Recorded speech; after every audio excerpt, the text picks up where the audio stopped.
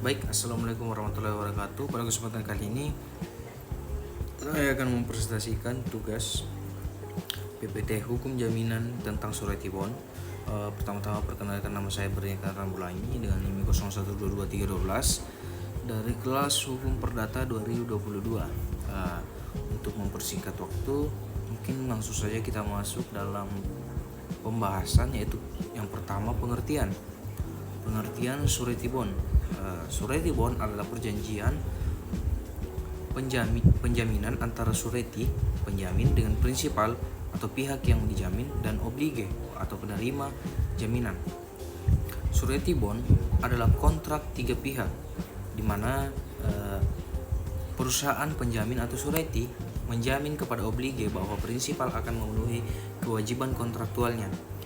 Kemudian digunakan sebagai instrumen mitigasi risiko dalam proyek konstruksi atau pengadaan barang atau jasa dan transaksi komersial.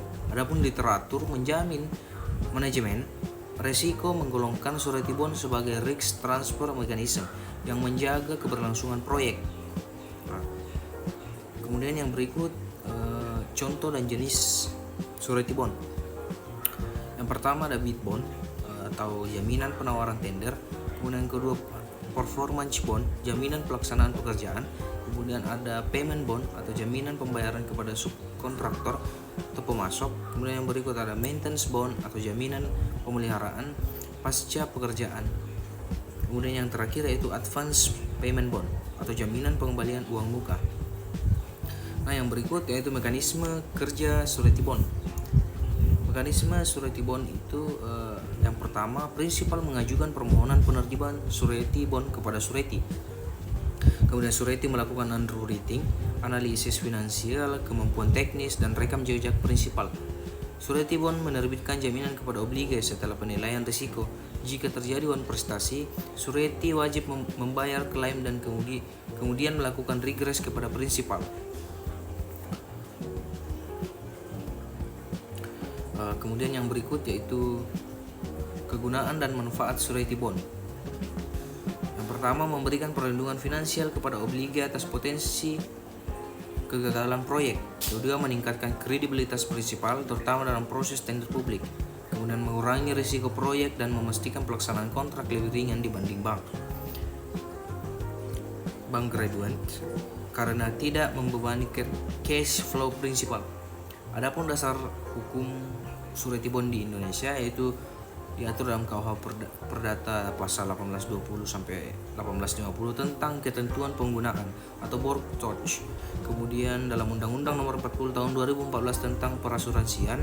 Adapun diatur dalam POJK Nomor 2 Tahun 2017 tentang perusahaan penjaminan dan dalam POJK Nomor 1 Tahun 2017 tentang produk asuransi termasuk surety bond.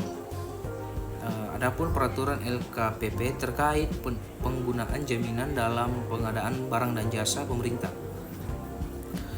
Yang berikut adapun kajian atau penelitian tentang surety bond dari beberapa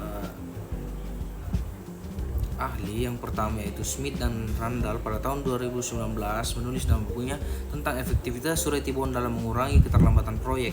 Dan kedua yaitu Hasana pada tahun 2021 menuliskan efisiensi surety bond dibandingkan bank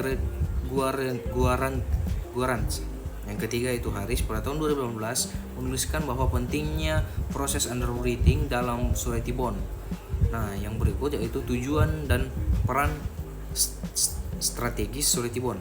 Yang pertama, memberikan jaminan kepastian hukum dan keuangan dalam pelaksanaan kontrak, melindungi oblige dari potensi kerugian akibat wan prestasi prinsipal, dan memperkuat tata kelola proyek yang profesional dan akuntabilitas. Dan yang terakhir yaitu mendorong efektivitas pelaksanaan proyek bernilai besar dan berisiko tinggi.